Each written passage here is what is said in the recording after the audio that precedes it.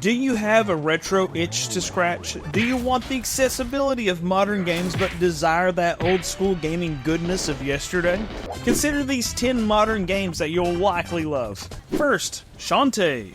Shante, the half-genie hero, and, well, really any Shante game, is the opportunity you've been looking for to dance your way through the problems of the world. I love this song!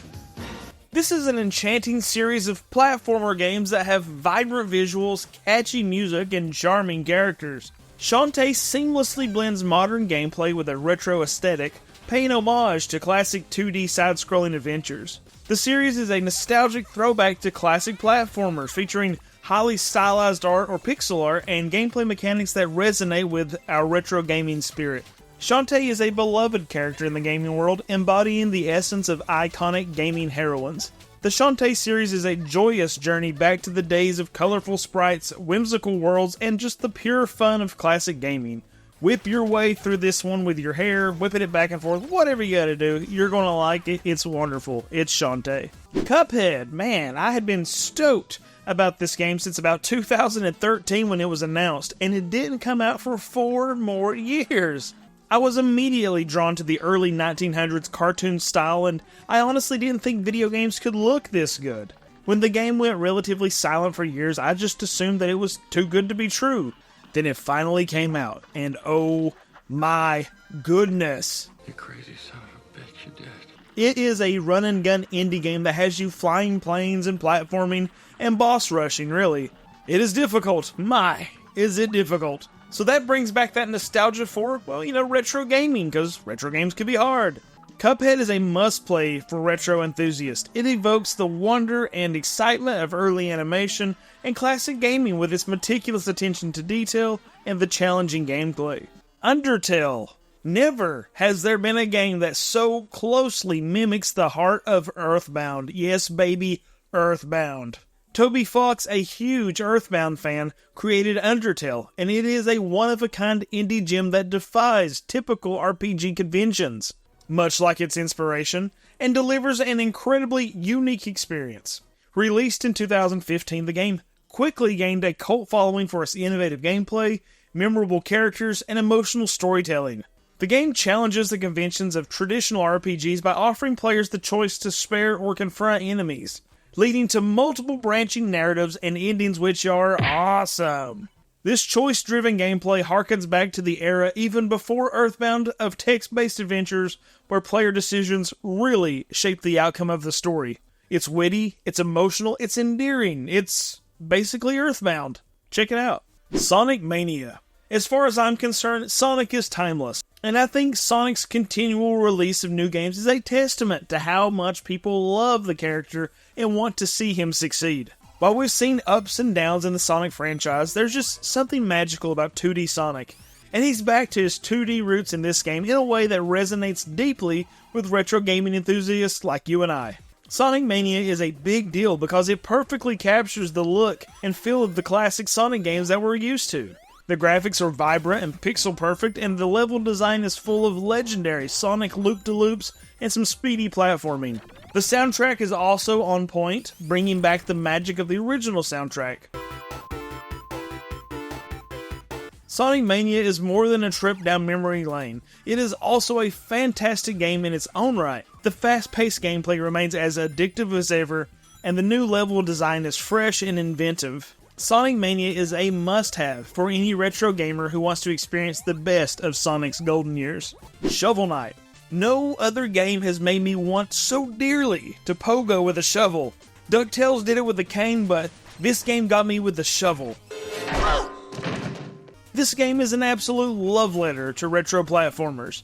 This game was released in 2014 and pays homage to classics like Mega Man and, well, the aforementioned DuckTales. But it also carves out its own identity with awesome characters. Shovel Knight is a delightful throwback that captures the essence of the NES and SNES era.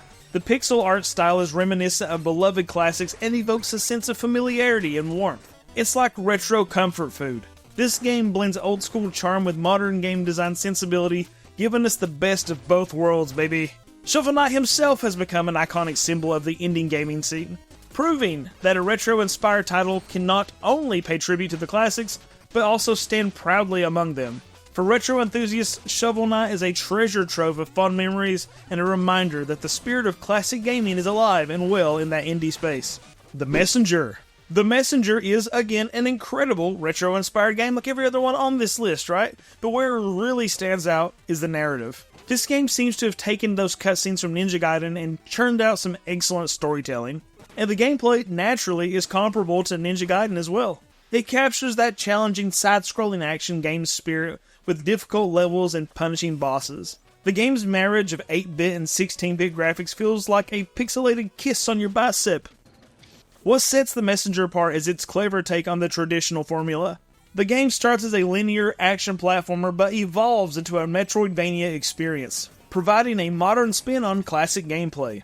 This shift sort of symbolizes the evolution of gaming over time, and dude, that's cool. Go ninja, go! Celeste is a difficult puzzle platformer that will absolutely punch you right in the feels. You won't be needing this. You play as Madeline as she climbs a literal and, well, metaphorical mountain. She's working through some things, and I honestly don't want to spoil too much, but it's a concise narrative that is certainly experienced through the gameplay.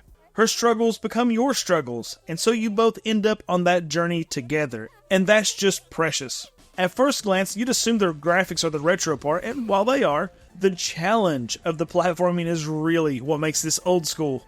Don't be too scared away by the threat of a challenge here, though. It's difficult, don't get me wrong, but it's just difficult enough to help you resonate with Madeline's struggles. Need to express some feels, need to work out some stuff? You should try this out. Bloodstained Curse of the Moon.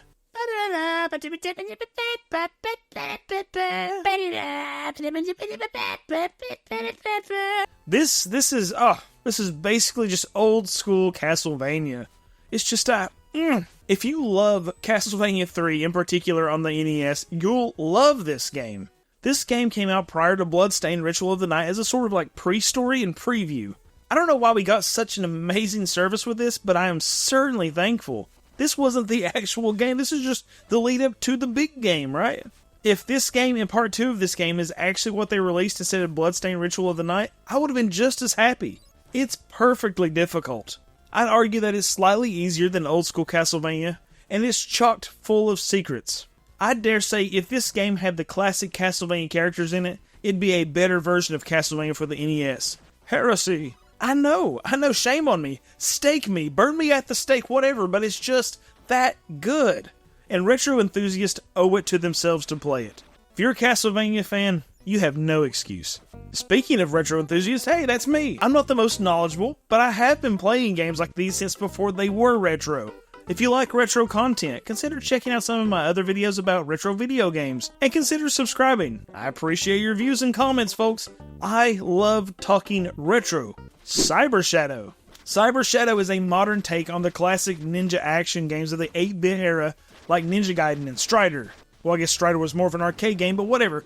And this is very similar to The Messenger, and it offers a blend of retro aesthetics and modern game design. I guess the real distinction is that this game is really focused on the action, less than the narrative. For retro gamers, Cyber Shadow is a nostalgic trip back to the days of challenging platformers and relentless ninja action.